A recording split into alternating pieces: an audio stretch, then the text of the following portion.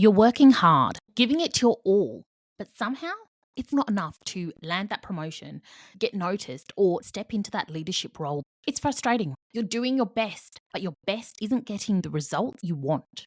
So, what do you do when you realize your current level isn't enough? Welcome to the Building Up Women in Property podcast. I'm your host, Rebecca Bangura, and I'm thrilled to have you here with me today. This podcast is for ambitious women who work in property and construction, who want to learn how to have a career they love on their terms.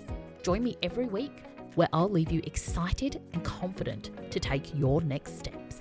Thanks for being here with me. Now let's get started.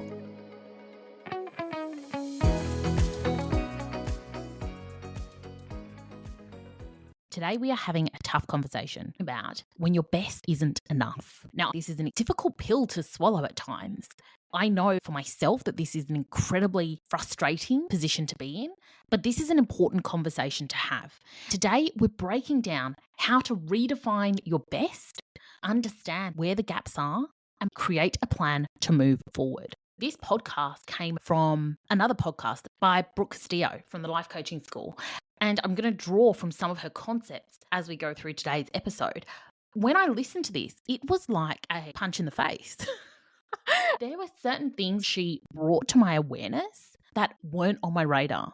And once I had increased awareness of the gaps it allowed me to really focus. It allowed me to hone in and make changes that then enabled me to up-level in terms of my performance and in terms of the outcomes. And that is not always an easy thing to do. But if we don't have the self-awareness, it's also a real gift when we have that insight, when we have the information and the knowledge so that we can make changes, so that we can get close to where we want to be.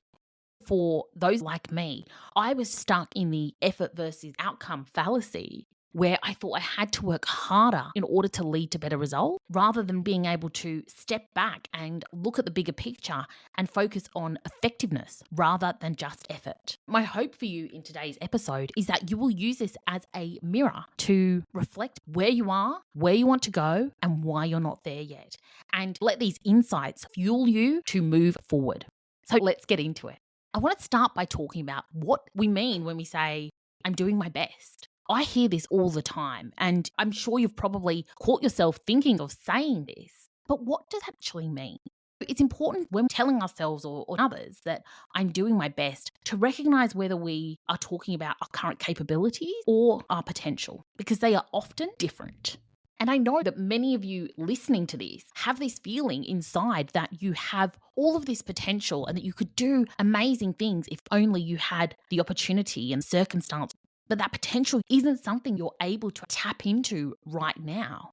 And in both scenarios, when we think about our best, it's made up of a number of things. The first is skills. Do I have the knowledge and technical ability to take that next step? This is the qualification or the experience or the qualities that I need in order to take that next step.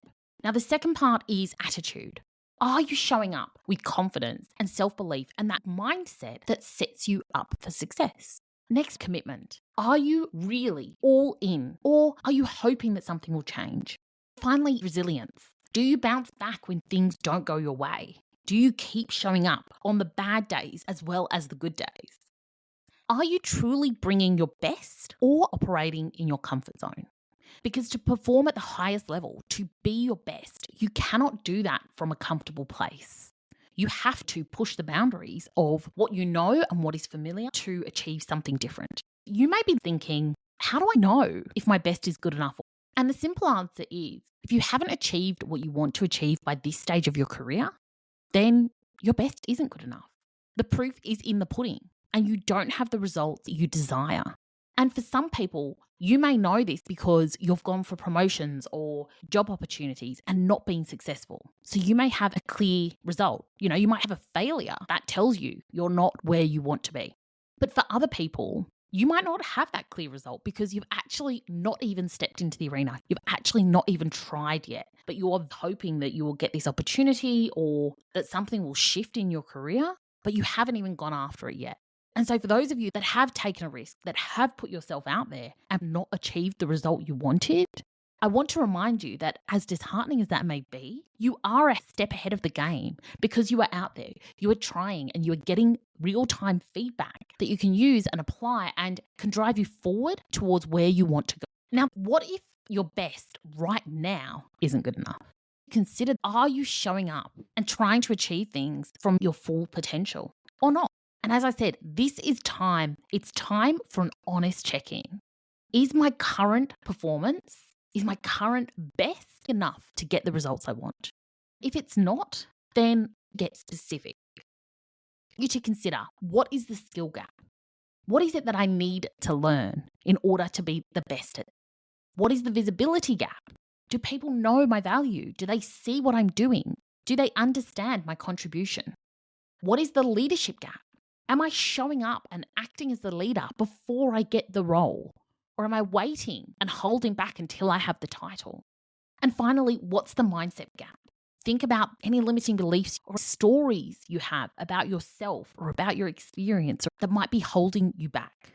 I was reading an interesting article in the Harvard Business Review, and it was talking about the fact that potential often outweighs performance when people are looking at promotion decisions.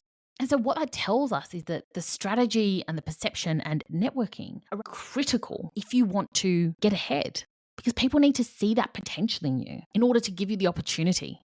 And as we're talking about this, recognize one important distinction. When we talk about not being enough or not being good enough, we are not talking about your self-worth. Every single one of us is completely as equally worthy as a human. So how do we get from where we are, where we're not good enough yet, to that next level? The first thing we need to do is shift from F to strategic growth. Stop working harder and start working smarter. Understand what's missing. Skills, visibility, executive presence, or strategic relationships.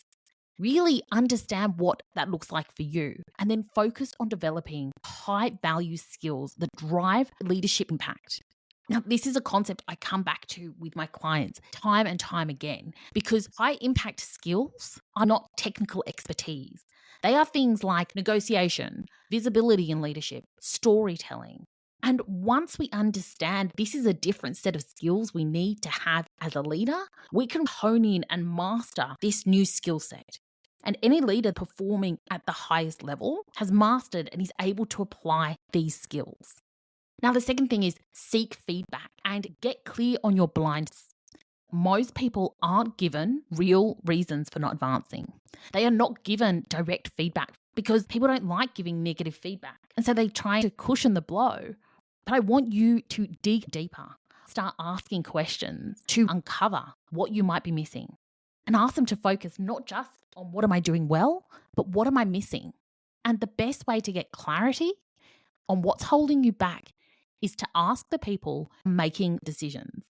They determine your future and they can give you the biggest insights, but you have to be willing to ask for the feedback. Now, you also need to be able to shift from being good at your job to being visible in your industry. Because as I've said time and time again, being good isn't enough. If no one sees your impact, they will not recognize your leadership potential. It doesn't matter how good you are at your job. So make that shift and start prioritizing thought leadership and internal self-advocacy, and really start networking and thinking about your career strategically. And finally, I want you to think about the reality of the journey, because being the best at something requires persistence. It is not a linear path. It is a growth journey, and there will be many bumps on the road, because we don't go from not being great to suddenly being ready. It isn't an instantaneous thing, but you have to ask yourself, am I willing to tolerate the uncertainty, to tolerate the journey, to tolerate the failures that will come on the way as they do whenever we are growing? And am I willing to accept that this is normal, part of to go through these ups and downs? The key is to keep going even when progress is slow or we hit frustrations. And so I want you to really consider this. Am I willing to stay in the game long enough to succeed? That is the differentiator between successful people and those that give up on their dreams. Is what you want important enough to go all in on it? Are you going to show up on good days and bad days?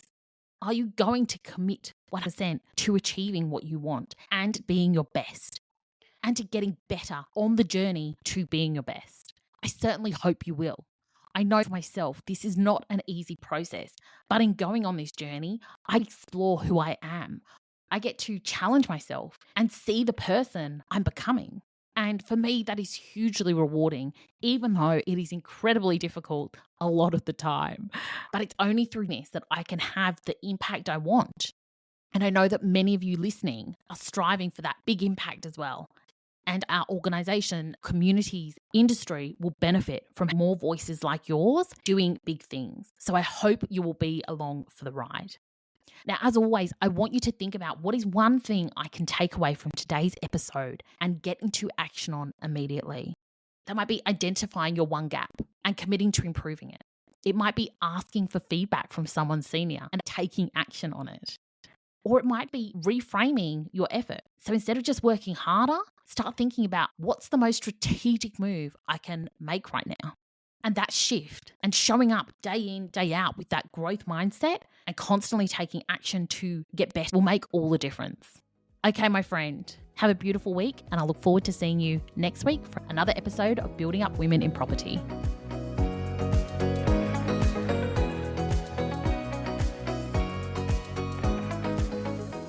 Thank you for joining me on the Building Up Women in Property podcast. I'm Rebecca Bangura, and if you'd like to learn more about what I do, head over to LinkedIn and connect with me. Have a beautiful day, and I'll see you next time.